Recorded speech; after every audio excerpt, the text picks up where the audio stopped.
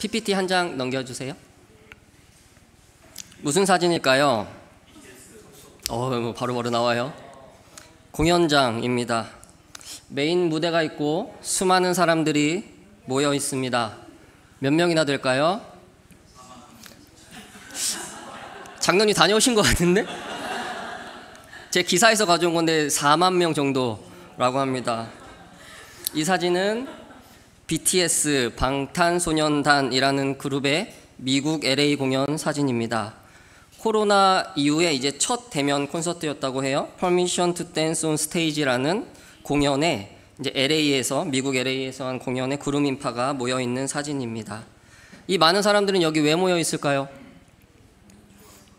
옆사람 구경하려고 뭐 밥을 준다고 해서 아니죠. BTS라는 그룹의 공연과 노래와 퍼포먼스를 직접 눈으로 보고 듣고 즐기려고 모여 있습니다. 이 공연 티켓을 예매하는 것이 하늘의 별 따기라고 합니다. 몇십만 명이 동시에 접속해서 간발의 차로 승리한 사람들이 여기 모여 있습니다. 이 티켓 값의 자석은 앞자리는 9만 원이라고 멀리가 9만 원이고 가까운 곳은 한 50만 원, 60만 원 정도 한다고 하고, 심지어 표를 얻지 못한 사람들이 뭐가 돌죠? 암표가 도는데 이 암표가 2천만 원까지 있었다고 합니다. 뭐 하는 거예요? 가수의 공연입니다. 사실 이 팬들에게는 티켓 값이 문제가 아니죠. 티켓팅에 이 성공한 사람들은 얼마나 기뻤을까요? 공연 날이 다가올수록 참 설레었을 겁니다. BTS를 그동안 인터넷이나 유튜브로만 보다가 드디어 우리 동네 LA에 온대. LA가 난리가 났습니다. 그리고 실제로 이 BTS 공연에 이 공연장에 가서 직접 눈으로 보고 귀로 즐긴 사람들은 얼마나 기쁘고 또 황홀했을까요? 제가 지금까지 이렇게 말씀드린 이유로 무려 약 4만 명이 넘는 사람들이 이렇게 모여서 열광하는 이 사진 한 장이 연출되었습니다. 네, 넘겨주세요. 감사합니다. 지금으로부터 2000년 전에 우리나라와는 완전히 정반대쪽에 아주 작은 마을에 지금 우리가 함께 본 이 사진과 유사하게, 근데 그룹은 아니죠. 딱 한 사람을 보기 위해 수많은 사람들이 구름대처럼 모였습니다. 물론 이 사람은 가수는 아니죠. 또 지금처럼 유튜브가 있던 시대도 아니고요. 이 사람에 대하여 많은 사람들이 귀에서 귀로, 입에서 입으로 소문을 전해 듣고 사람들이 모였습니다. 이 사람은 의사이기도 했고 선생이기도 했고 선지자이기도 했죠. 그런데 사실 정체가 좀 모호했습니다. 그리고 외형적으로는 BTS는 잘생겼잖아요. 젊고. 근데 외형적으로는 볼품이 없었죠. 성경에 이렇게 되어 있습니다. 그가 모든 도시와 마을을 다니며, 그러니까 아마 한 곳에 있지 않고 막 이곳저곳을 돌아다닌 것 같아요. 돌아다니면서 또 사람들이 많은 도시로도 다녔지만 동시에 아무도 가지 않는 시골 마을로도 다니셨습니다. 그러면서 사람들이 모이는 회당이라는 곳에서, 우리로 따지자면 이제 마을회관이랑 비슷합니다. 이곳에서 하나님 나라의 복음을 가르치셨습니다. 그리고 입으로만 그냥 가르친 것이 아니고 만나는 사람마다, 아픈 사람마다 그들의 병을 고치셨습니다. 의술을 통해 고친 것이 아니죠. 주께 기도함으로 또 그들을 만지심으로 그들의 병들이 나았습니다. 경증이든 중증이든, 이 당시엔 의술이 발전되지 않은 시대잖아요. 그러니까 지금으로는 그게 대단한 병이 아닌데 이 당시에는 그렇지 않았습니다. 그 말은 무슨 말이냐면 지금 우리 시대보다 훨씬 아픈 사람들이 많았다는 말입니다. 마을 곳곳에 아픈 사람들 천지였고 곳곳에 귀신 들린 자, 정신 이상자들이 참 많았습니다. 오늘 말씀에 이렇게 되어 있습니다. 그분이 모든 병과 모든 악한 것을 고치시니라. 예수님이 오병이어를 행하실 때 사람들이 왜 이렇게 많이 모였을까요? 오병이어는 약 2만 명 정도 추산합니다. 그러면 우리가 아까 봤던 그 사진의 절반 정도 되는 숫자입니다. 상상이 되실까요?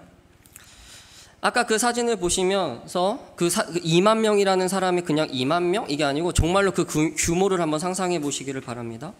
그런데 아까 본 사진과 많이 다르죠? 경기장이 아니죠. 실내도 아니고 아까 그 사진처럼 질서정연하게 사람들이 앉아있는 것도 아니죠. 갈릴리 호수 바로 위에 있는 그냥 들판이었습니다. 그곳에 2만 명의 사람들이 모였다.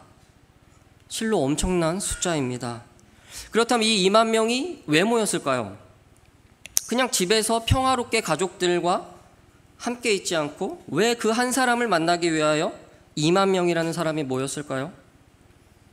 물론 오늘의 말씀은 오병이어를 이어서 하신 말씀은 아니지만 수많은 사람들이 예수님 때문에 모인 것으로는 같습니다. 2만 명이라는 숫자는 이 지역 사람들로만은 그 수를 채우기가 불가능합니다. 그 말은 무슨 말이냐면 저 멀리 다른 지역에서 몇 날 며칠을 걸어서 발이 아프고 육체가 병든 사람들이 먼 곳에서 소문을 듣고 갈릴리 주변으로 모였다는 말입니다. 그렇다면 이 사람들은 왜 이렇게 애를 써가며 모였을까요? 아파서 모였습니다. 삶의 의미가 없었고 태어날 때부터 걷지 못했고 몇 날 며칠을 잠을 못 자서 기침이 멈추지가 않아서 온몸에 피부병이 생겨서 손가락 발가락이 끊어지는 병에 걸렸는데 느낌이 없어서 듣지 못해서 걷지 못해서 수많은 사람들이 그 한 사람을 만나기 위해 모였습니다. 아이를 데려온 부모도 있었죠. 내 아이가 태어났는데 어릴 때부터 아파서 그 아픈 아이를 들쳐매고 몇 날 며칠을 걸어 그 한 사람을 보기 위해 모인 사람들, 부모들. 내 아내가 정신이 이상해서 돌아오지 않아서 내 아내를 들쳐매고 걸어온 사람들. 내 옆집 사는 사람이 귀신 들렸는데 도저히 가망이 없어서 데려온 사람들. 사람들이 다 나를 죄인이라고 하는데 아니 어떤 한 사람이 나 같은 사람도 하나님 나라에 들어갈 수 있다는 그 소식을 전했다는 그 소문을 듣고 찾아온 사람들. 전국 각지에서 그리고 갈릴리 지방을 넘어서 더 위쪽의 다른 나라들에서 귀로 들은 소문이 진짜인지 그 사람이 대체 누구인지 그 사람을 만난다면 나의 문제가 해결되는지 내가 지금 가지고 있는 이 지긋지긋한 질병과 지긋지긋한 고난과 아픔이 치유될 수 있지 않을까 하는 아주 작은 희망 하나를 붙잡고 그렇게 수많은 사람들이 이 한 사람 곁에 모였습니다. 근데 다행인 게 있어요. BTS 공연은 돈 없는 사람은 못 가요. 그리고 또 티켓팅 성공해야 가죠.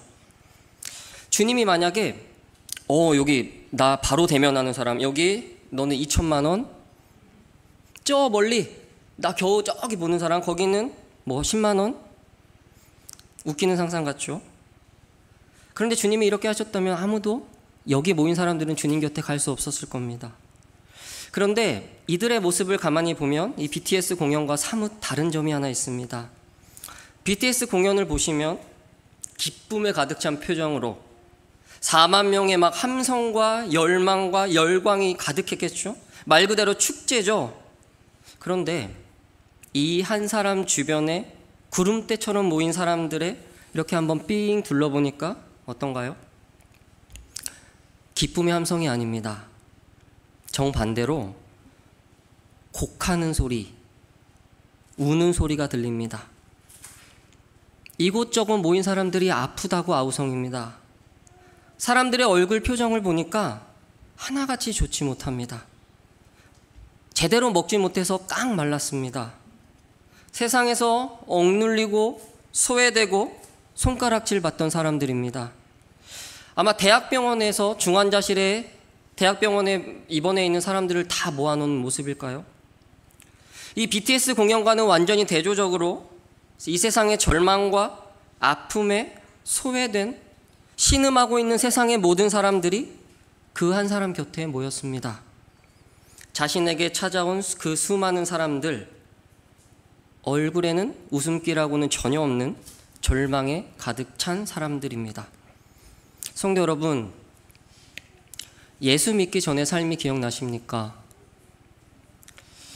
소망 없고 무엇인가 열심히 애를 쓰며 살아가는데 채워지지 않는 목마름.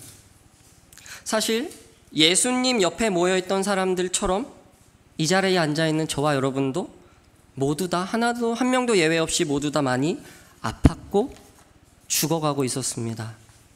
그런데 예수님이 찾아오셨죠. 그냥 가만히 내버려 두었으면 그냥 제 멋대로 살다가 죽었을 텐데 가만히 놔두지 않으시고 저와 여러분의 죽을 병을 친히 고쳐주셨습니다. 주님은 저와 여러분을 안아주셨고 위로해 주셨고 너희의 인생에 빛이 찾아왔다고 선언하셨습니다. 성도 여러분, 우리 이 세상 살기 힘들잖아요. 그죠?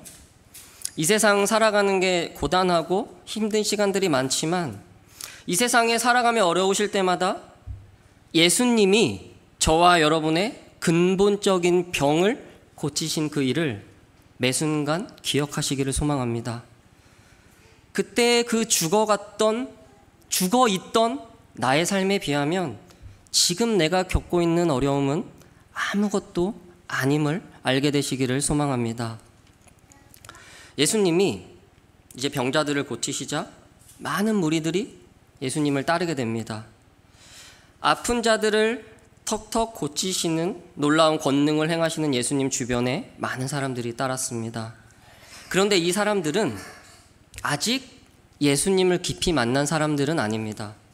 그냥 예수님이 베푼 기적이 신기해서 무엇인가 그 사람에게 뭔가 있는 것 같아서 내 문제를 해결받기 위해서 나의 삶이 조금 더 나아지려고 무엇보다 내 인생에 소망이 없어서 예수님 옆에 모인 사람들입니다. 그 수많은 사람들을 보며 예수님은 어떤 마음이 드셨을까요? 우리 36절인데 함께 읽어보겠습니다. 시작.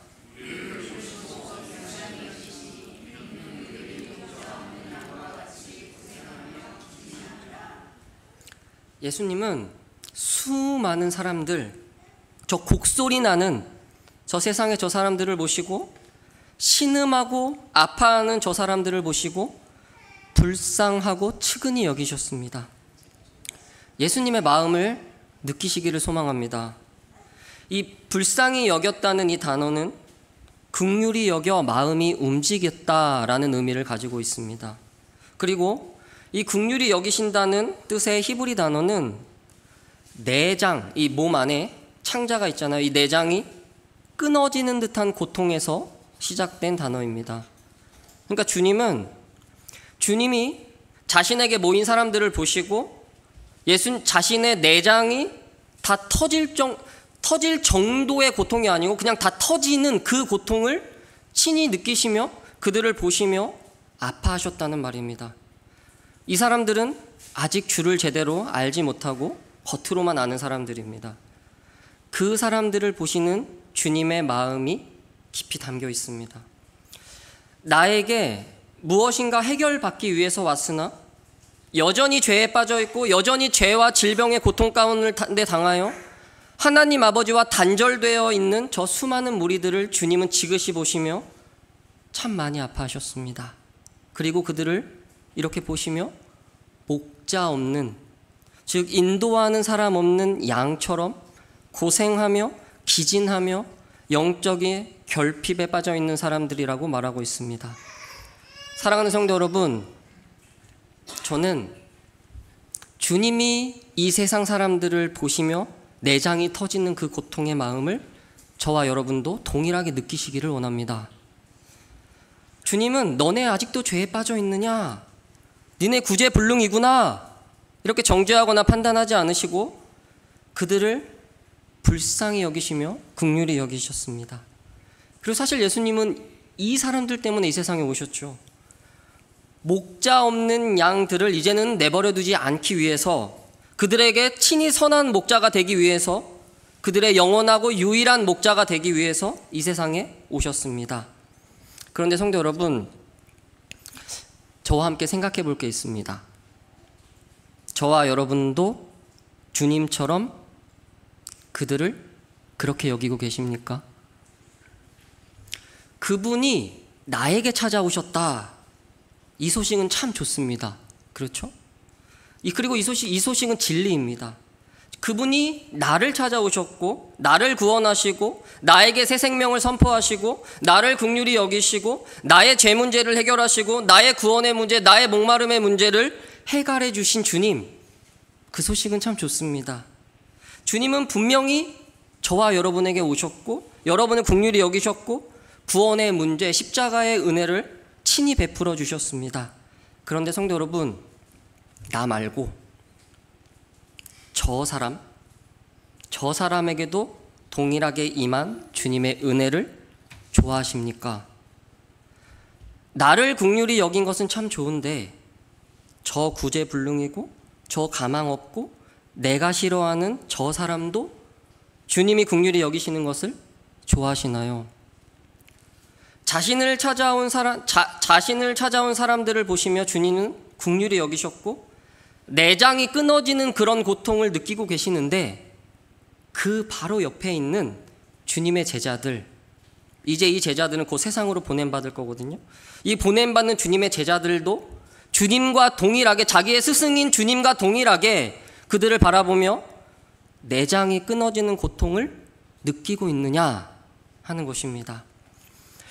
복음서에 보시면 제자의 모습과 주님의 모습이 많은 부분 대조됩니다. 어린아이가 주님께 왔습니다.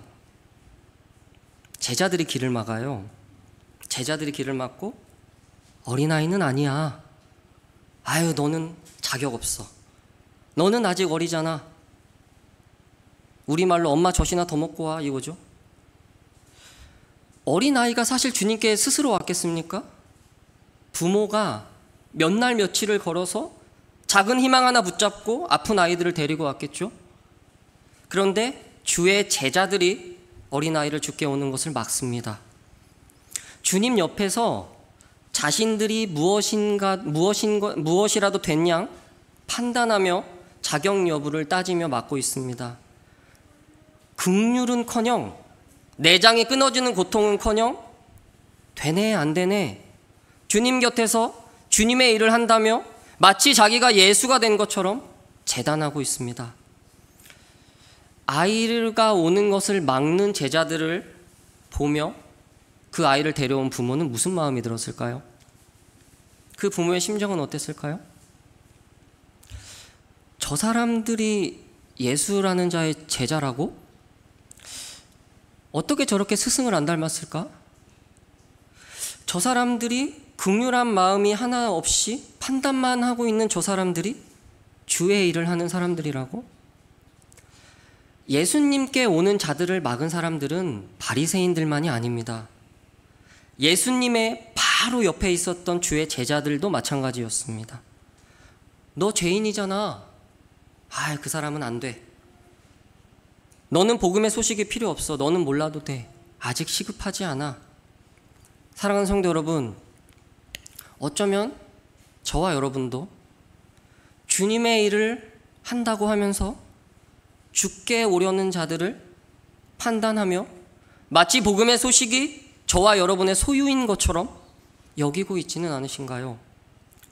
주님은 누구든지 나에게 오라고 선언하셨는데 일부러 주님은 어떻게 하셨습니까? 일부러 세상의 권세자들을 찾아가지 않으시고 일부러 아픈 자들을 찾아 온 마을과 온 도시를 돌아다니시며 죄인과 세리들과 밥을 먹으며 그들과 친구 되시며 일부러 사마리아를 통과하여 일부러 들어가시고 세상의 괄시와 멸시와 싸우시며 그들에게 천국 복음을 선포하고 있는데, 그들을 보며 내장이 끊어지고 있는데, 하나님 나라가 그런 너희에게 임했다고 선언하고 있는데, 정작 저와 여러분은 주님의 제자라고 하면서 주님 바로 옆에 있는 사람들이라고 하면서 주께 오는 자들을 막고 있지는 않으신지요? 주께서 그들을 바라보며 긍휼히 여기시며 내장이 끊어지는 고통을 느끼시는데 그 마음이 저와 여러분에게 있습니까? 수많은 사람들이 하나님과 단절되어 신음하고 있는데 그 사람들을 바라보며 자신이 죽어가고 있는데 죽어가고 있는지도 모르는 그 사람들을 바라보며 오히려 냉랭함과 아무 감정이 없는, 그저 우리가 모여드리는 예배에만 몰두하고 있는 것은 아닌지요? 저를 돌아보면 그렇습니다. 제 가장 친한 친구들이 지금 다 예수 안 믿고 있거든요. 제가 실명을 거론할까 말까 했는데 경민이, 현종이, 원태, 상원이, 이 4명이 저랑 정말 가장 친한 친구들인데 제 안에 그 친한 친구들을 바라보며 그리고 또 우리 처남도 있고요. 이 가족을 바라보며 내 내장이 끊어질 듯한 고통을 느끼고 있는가? 그들을 생각하면 잠이 안 오고, 그들을 생각하면 내 마음이 모든 게 끊어지는 그 애통한 마음이 나에게 있는가? 안타까운 마음은 있지만 사실 그 정도까지는 아닌 거예요. 내 주위에 가장 친한 사람들이 죽어가고 있는데 저는 여전히 별일 없이 잘 지내요. 별일 없이 밥 잘 먹고 평범하게 일상생활을 하고, 주님은 오늘 오실지도 모르는데 앞에서 설교를 하고 있으면서도 냉랭해요. 판단해요. 이 자리에 앉아있는 저와 이 자리에 앉아있는 여러분은 어떠십니까? 사랑하는 성도 여러분, 주님의 마음을 품기를 소망합니다. 주께서 느끼시는 내장이 끊어지는 고통을 저와 여러분도 주를 모르는 이 세상의 모든 사람들을 바라보며, 나의 가족과 나의 친한 친구들을 바라보며 동일한 고통을 느끼시기를 소망합니다. 주님은 자신에게 찾아온 그 목자 없는 양같이 불쌍한 인생들을 바라보시며 이렇게 말씀하십니다. 추수할 것이 많은데 일꾼이 적구나. 추수는 마지막 때에 해죠. 근데 주님은 땅이 넓구나, 이제 뭐를 심어야 되겠구나, 이렇게 말씀하지 않으시고 추수할 것이 많다고 하셨어요. 왜냐하면 이제 주님이 오셔서 그 나라를 시작하시게 됐거든요. 그러니까 이제는 추수할 때가 된 거예요. 들판에 벼가 익어서 추수할 것이 많아요. 그 벼를 자르고 탈곡하고 창고에 곳간에 걷어들여야 되는데, 온 들판이 다 노랗게 무르익었는데, 그 벼들이 다 고개를 숙이고 있는데, 벼들이 지천에 깔려 있는데, 그런데 그 벼를 추수할 일꾼들이 없다고 하십니다. 일꾼이 없으면 벼는 어떻게 될까요? 너무나 당연하게 썩어 버려집니다. 폭우가 와서 다 무너져 먹지 못하게 되거나 새들의 먹이가 될 것입니다. 주님은 자신에게 어떻게든 모여든 이 불쌍한 영혼들, 자신이 친히 찾아가서 만난 이 불쌍한 영혼들을 바라보시며 드디어 때가 되어서 추수할 것이 이렇게나 많은데 일꾼이 적다고 하십니다. 성도 여러분, 이 말씀은 누구에게 하고 있는 걸까요? 우리 37절을 보실까요? 뭐라고 되어 있습니까? 이에 누구에게? 제자들에게 이르시되. 주님은 모여든 다른 많은 사람들에게 이 말을 하고 있는 것이 아니고 자신과 함께 있던 제자들에게 추수할 것이 많은데 일꾼이 없다고 하십니다. 사실 오늘의 본문은 예수님이 자신의 제자들에게 직접적으로 선교적 사명을 주시고 있는 첫 부분입니다. 그리고 동시에 이 자리에 앉아있는 저와 여러분에게 주시는 말씀입니다. 이렇게 물어볼게요. 여러분은 예수의 제자이십니까? 아니면 목자 없는 무리들 속에 한 명입니까? 제가 전에도 제자냐고 한번 물어봤는데 그때도 아무도 대답이 없으셨어요. 그때 기억나실지 모르겠어요. 공부 잘하는 사람만 학생이 아니고 교복 입고 있으면 다 학생이라고 말씀드렸는데, 성도 여러분, 이게 헷갈리시면 안 돼요. 목자 없는 무리들은 아직 주님을 인격적으로 만나지 못한 사람들입니다. 주님을 처음 봤거나 소문을 듣고 온 사람들이에요. 그러나 제자는 다릅니다. 제자는 이미 주님의 부르심을 받아 구원을 받았습니다. 주님과 같이 수십 끼, 수백 끼의 밥을 함께 먹었습니다.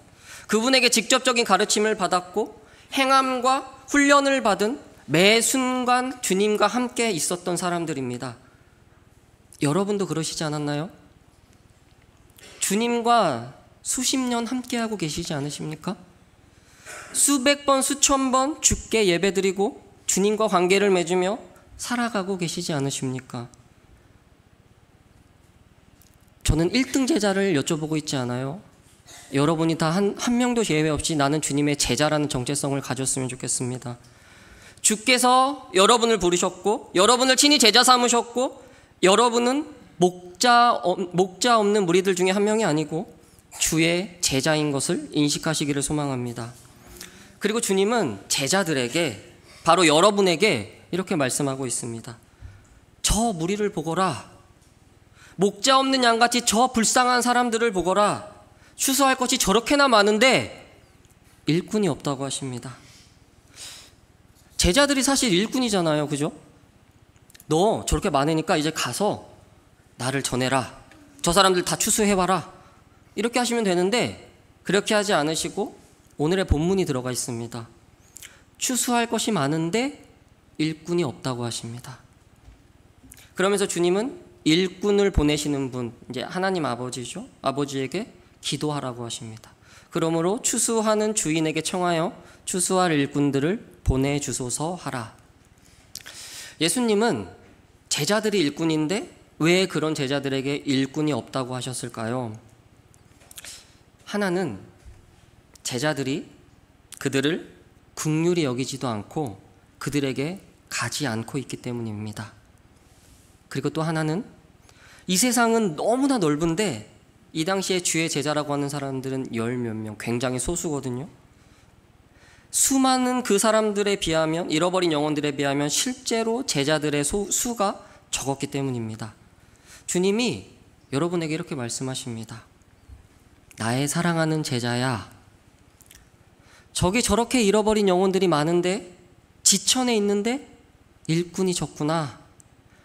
아무도 그들에게 가려고 하지 않는구나.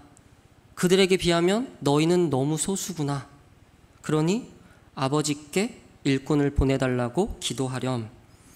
사랑하는 성도 여러분, 그리고 주의 제자 여러분, 이 시간 간곡히 부탁드립니다.